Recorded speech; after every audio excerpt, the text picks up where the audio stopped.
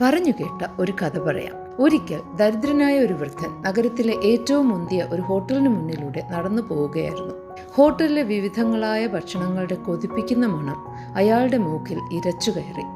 വിശന്നു വലഞ്ഞ് ക്ഷീണിതനായ അയാൾ റോഡരികിലിരുന്ന് തൻ്റെ പക്കലുള്ള ഉണങ്ങിയ ചെറിയൊരു കഷ്ണം റൊട്ടിയെടുത്തു. ഈ മണം ആസ്വദിച്ച് ഞാനിത് കഴിച്ചാൽ രുചികരമായ ഭക്ഷണം കഴിച്ച പ്രതീതിയുണ്ടാവും, അയാൾ വിചാരിച്ചു. എന്താടോ ഈ ചെയ്യുന്നേ? എൻ്റെ വിലയേറിയ ഭക്ഷണത്തിൻ്റെ മണം ആസ്വദിച്ചതല്ലേ, അതിൻ്റെ വില നൽകിയിട്ട് താൻ പോയാൽ മതി. കണ്ണടച്ച് ഉണങ്ങിയ റൊട്ടി കഴിച്ചുകൊണ്ടിരുന്ന അയാൾ ഞെട്ടിയെണീറ്റു. അതിന് ഞാൻ മണം ശ്വസിക്കുക മാത്രമല്ലേ ചെയ്തുള്ളൂ, ഭക്ഷണമൊന്നും കഴിച്ചില്ലല്ലോ. പക്ഷേ ആ മണം എൻ്റെ വിലയേറിയ ഭക്ഷണങ്ങളുടേതാണ്. താൻ പണം അടച്ചിട്ട് ഇവിടുന്ന് പോയാൽ മതി, ധനികനായ ഹോട്ടലുടമ ആക്രോശിച്ചു. ഇല്ല, ഇത് ശരിയല്ല, ഞാൻ പണം അടയ്ക്കില്ല, വൃദ്ധൻ പരിതപിച്ചു. എന്നാൽ ജഡ്ജി തീരുമാനിക്കട്ടെ, അദ്ദേഹം നിന്നെക്കൊണ്ട് പണം അടപ്പിക്കും. അയാൾ ആ വൃദ്ധനെ ജഡ്ജിയുടെ അടുത്തേക്ക് നിർബന്ധിച്ചു കൂട്ടിക്കൊണ്ടുപോയി. ജഡ്ജി വളരെ നീതിമാനും ബുദ്ധിയുള്ളവനുമായിരുന്നു. എന്താണ് പ്രശ്നം, പറയൂ, അദ്ദേഹം ചോദിച്ചു.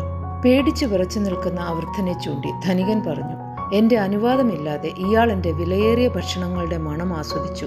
അതിൻ്റെ വില അയാൾ അടയ്ക്കാൻ ഉത്തരവുണ്ടാകണം. ഈ കേട്ടത് ശരിയാണോ? വൃദ്ധൻ തലകുലുക്കി. എന്നാൽ അതിൻ്റെ വില എനിക്ക് തരൂ.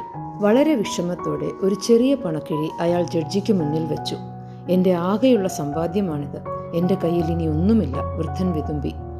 ജഡ്ജി ആ പണക്കിഴി ഹോട്ടൽ ഉടമയുടെ ചെവിക്കടുത്തായി ചേർത്ത് പിടിച്ച് നന്നായി കുലുക്കി. പൈസ കുലുങ്ങുന്നത് കേൾക്കുന്നില്ലേ? അദ്ദേഹം ധനികനോട് ചോദിച്ചു. ഉവ്വ്, ധനികൻ ചിരിച്ചു. നന്നായി, അദ്ദേഹം താങ്കളുടെ ഭക്ഷണങ്ങളുടെ മണം ആസ്വദിച്ചു, താങ്കൾ അദ്ദേഹത്തിൻ്റെ പൈസയുടെ ശബ്ദവും. നമുക്കിതിവിടെ അവസാനിപ്പിക്കാം. ജഡ്ജി പണക്കിഴി വൃദ്ധന് തിരികെ നൽകി. നിങ്ങൾ സ്വതന്ത്രനാണ്, പൊയ്ക്കോളൂ. ഓർക്കുക, ജീവിതം എല്ലാ പേർക്കും ഒരുപോലെയാവില്ല. മറ്റൊരാളിൻ്റെ കഷ്ടത നമുക്കുള്ള താക്കീതാണ്. ജീവിതം എത്ര ശ്രദ്ധയോടെ കൈകാര്യം ചെയ്യണമെന്നുള്ള ഓർമ്മപ്പെടുത്തൽ. നമുക്ക് കിട്ടുന്ന സൗഭാഗ്യങ്ങൾ അനുഭവിക്കുന്നതോടൊപ്പം അതില്ലാത്തവരോട് അനുകമ്പയുള്ളവരാകുക. അവരെ കുത്തിനോവിക്കാതെ എളിമയുള്ളവരാകുക. തന്നാൽ കഴിയും വിധം മറ്റുള്ളവരെ സഹായിക്കാൻ മനസ്സുള്ളവരാകുക. ഉപകരിച്ചില്ലെങ്കിലും ഉപദ്രവിക്കാതെ ഇരിക്കുക.